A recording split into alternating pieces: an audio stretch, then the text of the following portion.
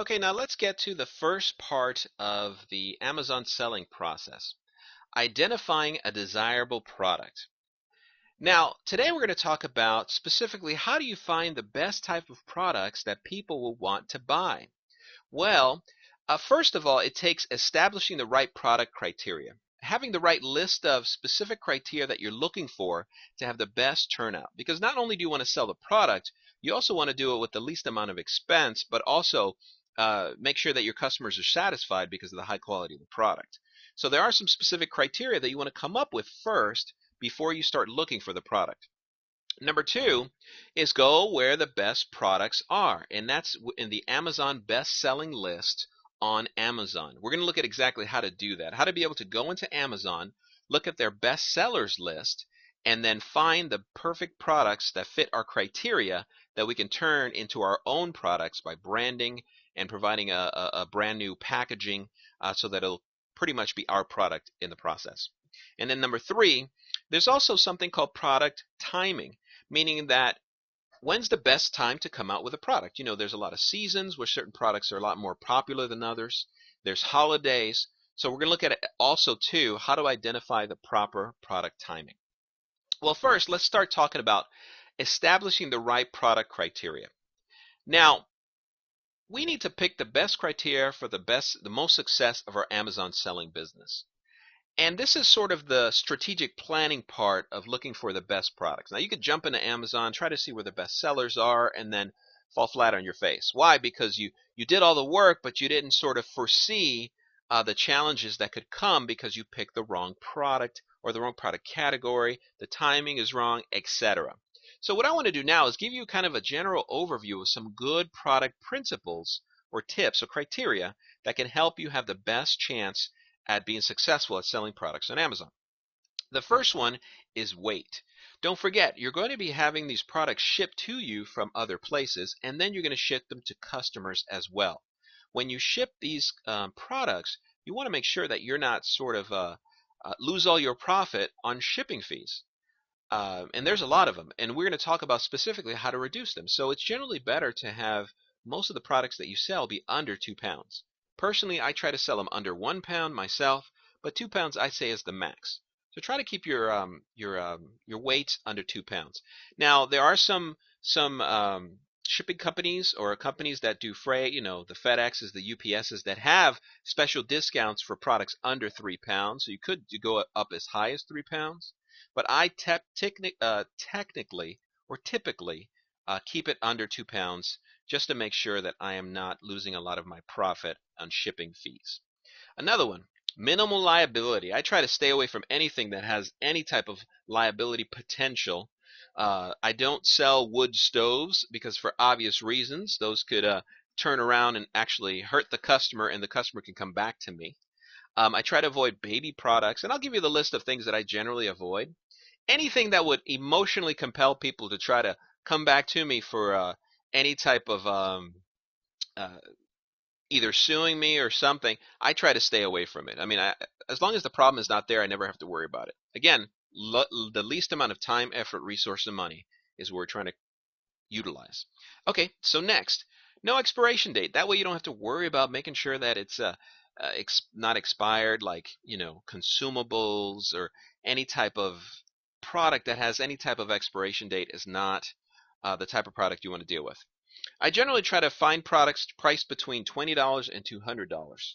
Now, granted, I personally tend to go the higher price products because I'll try to create enough of a valuable brand that people can justify spending for it. But it's also good. A $20 product can be great, especially if it only costs you a couple cents to produce. Or maybe it costs you a couple dollars to produce, but a vast majority of people buy them. That could be a very lucrative business you create for yourself. I also try to find products that are small in size. Why? Because they're easy to pack, easy to ship. If you try to find a lightweight product but it's long, like a tennis racket, then you're gonna have a little difficulty. And again, that's what we're trying to avoid is difficulty. I also try to find products with minimal moving parts. Why? Because again, the more moving parts, the more chances it has for breaking down, and the more chances you have of the client or the customer actually coming back to you and asking you for returns. So I try to avoid those too.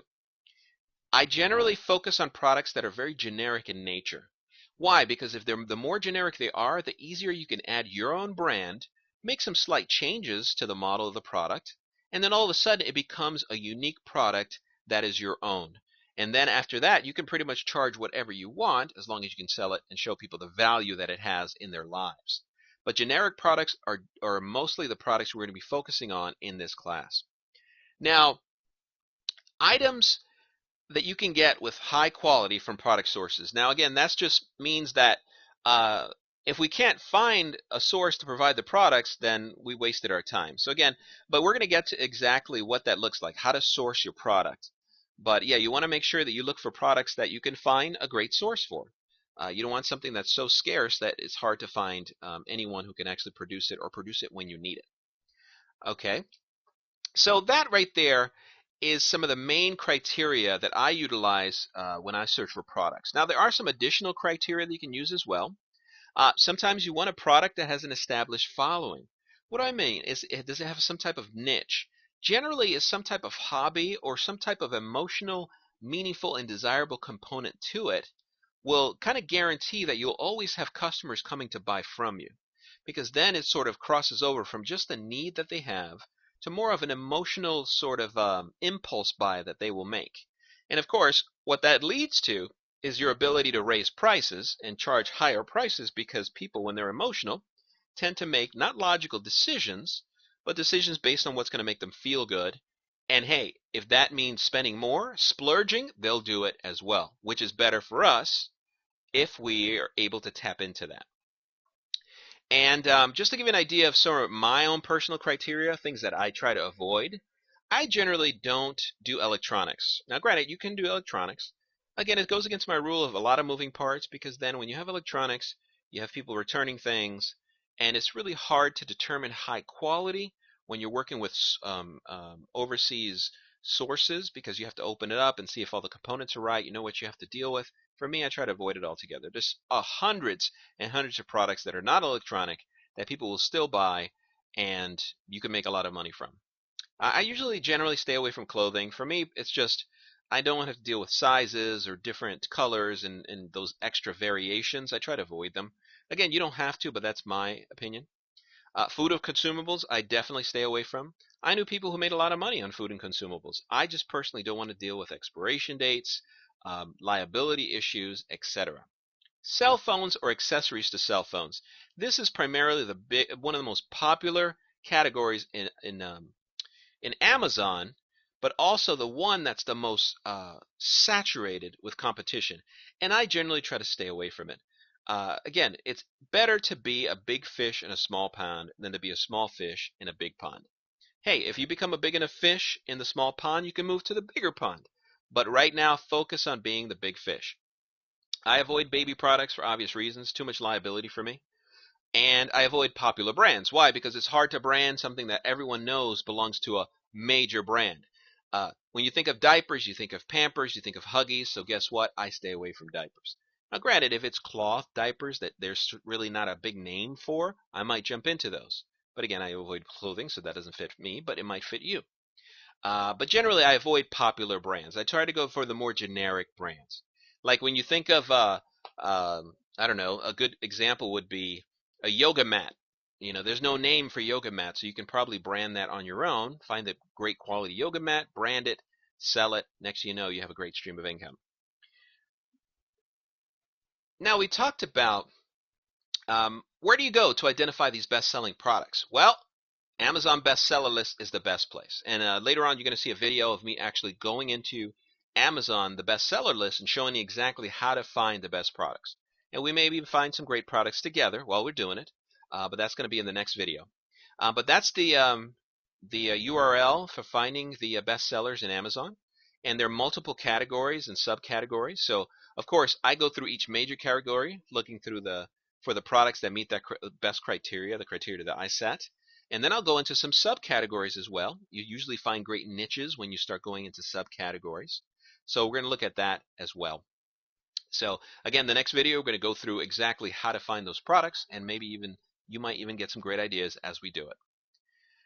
Identifying proper product timing. Now, remember, we mentioned before that some products tend to sell a lot more at certain times of the year than others. Valentine's, Christmas, Easter, Mother's Day, you name it.